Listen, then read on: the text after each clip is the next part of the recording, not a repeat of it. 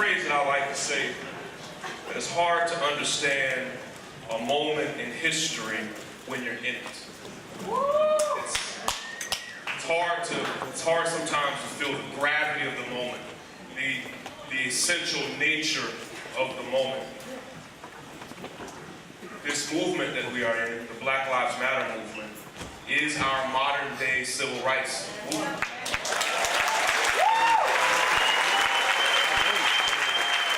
And if you did not know this, there is a wonderful, brilliant black woman from Los Angeles who is the co-founder of the Black Lives Matter movement.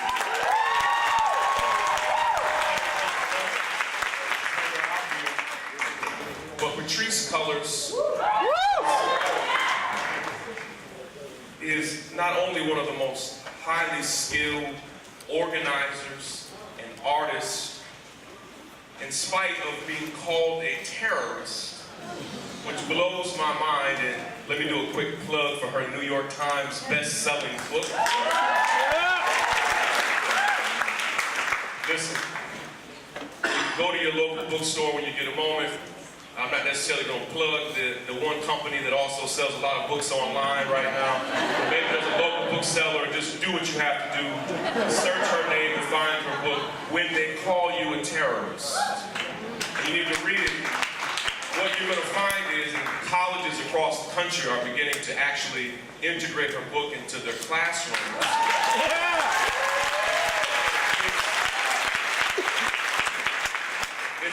It's a moving, gripping memoir of someone who has experienced all of the violence and brutality and beauty of what it means to live in the United States of America, and how all that she experienced led her to this moment. She is helping us here in this city and around the country to make the most of this movement. She is my friend, she is my sister, and she's also one of the sweetest human beings you'll ever meet. Put your hands together and stand up, if you will, for Patrisse Cullors and welcome. I think it was like 6 months ago, right, Melina and Jada, when the news media came to us and said, well, where's Black Lives Matter?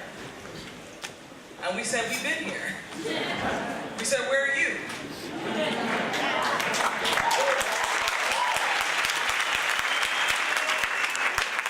And us having to debate with media that Black Lives Matter had fallen off.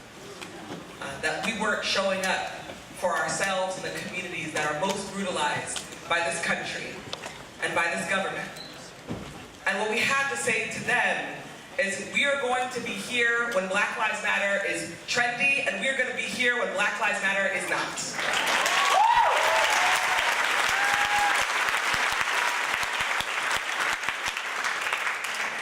That we are going to focus our efforts on the local, where the local fight is some of the most important fights, where people like Jada Raspberry, who show up and survive 6 years of imprisonment, and says, join this movement, the movement that is about fighting for those most marginalized, not just in this country, but right here in Los Angeles County.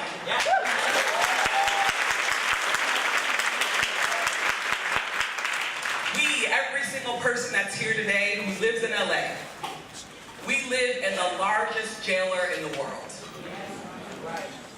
We live in a county that has spent the last 40 to 50 years criminalizing our communities, eating us alive.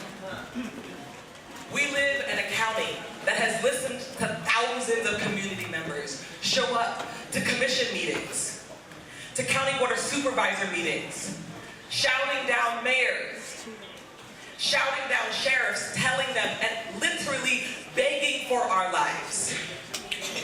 And they have turned their backs against us. And so we're here today as a community, and it's on purpose that it's all these women of color, Black women in particular, that are on the front line.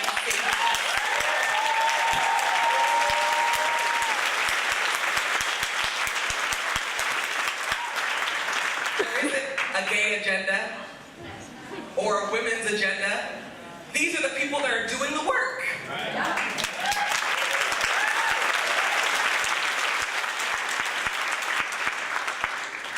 Shaun and I, this is the first time we've met each other in person.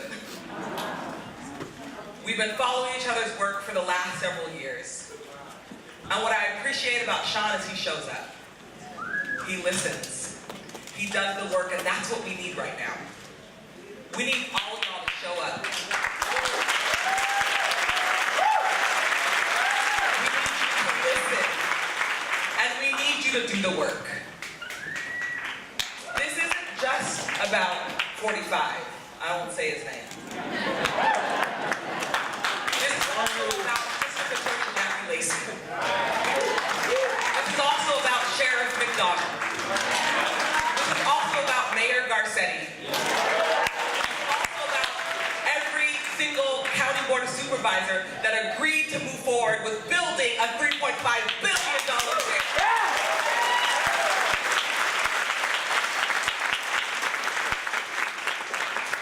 6 years ago, when I started Dignity and Power Now, I was bright-eyed and bushy-tailed, and this reporter said to me, well, what are you all fighting for?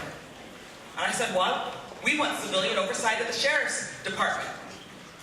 And that reporter laughed at me. She said, you will never see that. Y'all know what happened? Yep. 2 years later, Dignity and Power Now won civilian oversight of the sheriff's department.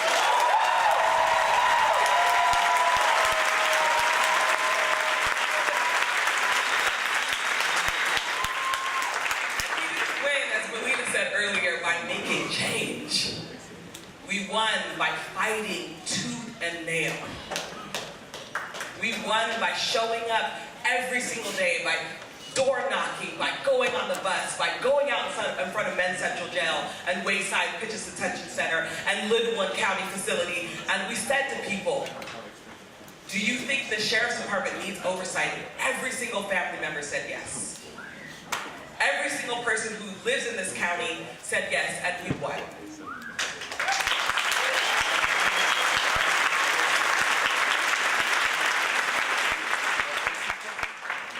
I know Jazz Mechanic earlier talked about reform LA jails and why it's so incredibly important that every single person, I think there's about 3,400 people here, that you sign the petition if you're an LA County registered voter, so that we can make sure two things happen.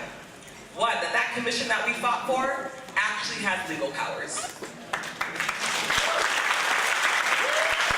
And two, that commission that we fought for has the ability to develop a report that actually looks at how would we spend $3.5 billion. None of us want to spend it on incarceration. And so we need this commission to do the reporting because we've tried to ask our supervisors to do so, and they said no. Lastly, I just want to take a moment to honor not just the folks who have fought long and hard for us to be in a building like this and to have a crowd that's outside. Y'all don't understand. This is the largest platform we've ever had when it comes to ending mass incarceration in this county.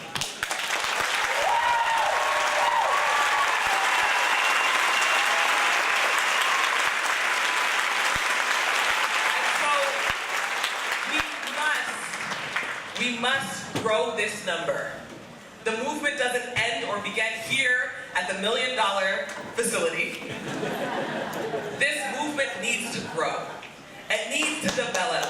And we need to scare our elected officials. The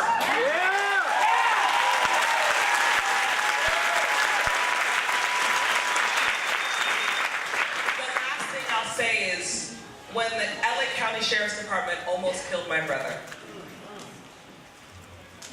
I told my brother and I told my family they messed with the wrong family.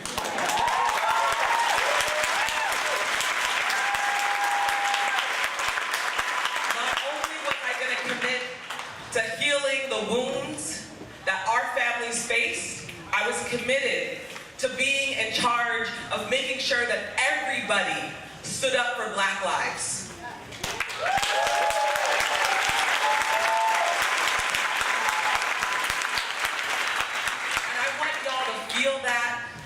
I want you to hear that, and I want you to take that and take it back into your neighborhoods. I want you to take it back into your neighborhoods and communities, and don't allow this administration, whether it's locally or nationally, to take your joy away. Thank you.